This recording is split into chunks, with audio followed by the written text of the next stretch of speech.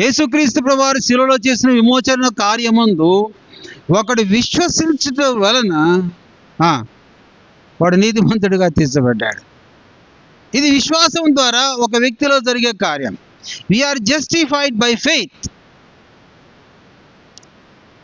నీతిమంతుడిగా తీర్చబడిన మనము మన అనుదిన జీవితంలో, ఉదాహరణకి ఒక 10 అసైన్మెంట్స్ వచ్చినాయి అనుకోండి, 10 పరీక్షలు వచ్చినాయి. నువ్వు నీతిగా మాట్లాడడానికి, నీతిగా రాయడానికి, నీతిగా జీవించడానికి దినానికి ఒక 10 అసైన్మెంట్స్ వస్తే, ఈ 10 అసైన్మెంట్స్లో ఎన్నిటిలో నీతిమంతుడిగా జీవిస్తున్నావు, ఎన్నిటిలో అవినీతిగా జీవిస్తున్నావు?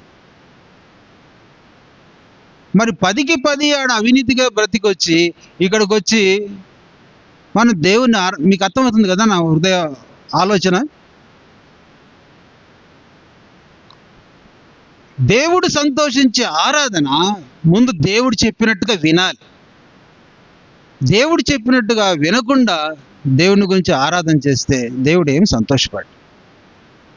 యూ షుడ్ ఫీల్ దట్ దేవుడు నా ఆరాధనను బట్టి ఆయన సంతోషిస్తున్నాడు, ఆయన ఆగ్రహాన్నిస్తున్నాడు, ఆయన ఇష్టపడుతున్నాడు.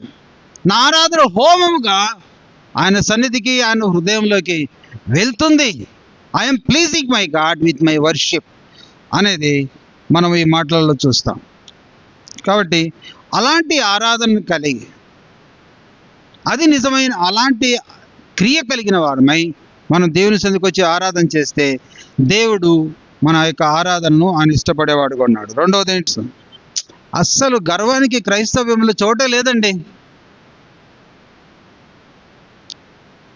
మనకు వృధాతిశయం ఎక్కువ ఉంటుంది. వృధాతిశయం అంటే అనవసరంగా గర్విస్తుంటాం.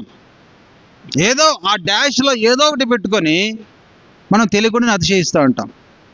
కానీ మన జీవితం అంతా ఎలాంటిదంట? మూడవ మాట, దీన మనస్సు. ఇది ఆరాధన. This is the worship style of the lord Jesus.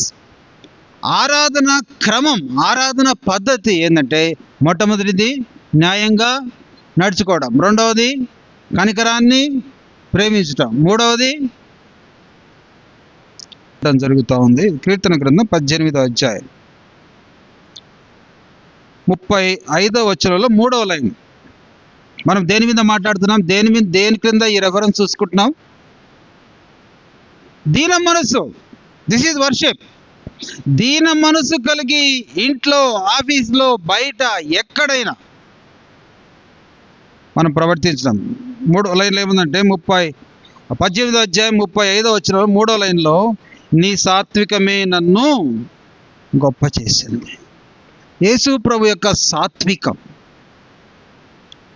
యేసు ప్రభు యొక్క సాత్వికము మనల్ని ఈనాడు మనము ఈ స్థితికి రావడానికి, ఆధ్యాత్మికంగా కానీ, ఆర్థికంగా కానీ, ఆరోగ్యపరంగా కానీ మనము ఈ స్థాయిలో, ఈ స్థితిలో ఉండడానికి కారణం ఏంటంటే, యేసు ప్రభు శిలువలో చూపించిన సాత్వికమే మనల్ని గొప్ప చేసింది. మన గొప్పతనానికి ఆధారం, ఈ బిల్డింగ్కి ఆధారం ఏంటి? ఫౌండేషన్. మన ఆత్మీయ జీవితానికి, మన ఆర్థిక జీవితానికి, మన గుర్తింపుకు, మన జీవితంలో మనకు కలిగిన సమస్తానికి కారకుడు ఎవరంటే, మనల్ని ప్రేమించి మనకు ప్రాణం పెట్టిన యేసు ప్రభు.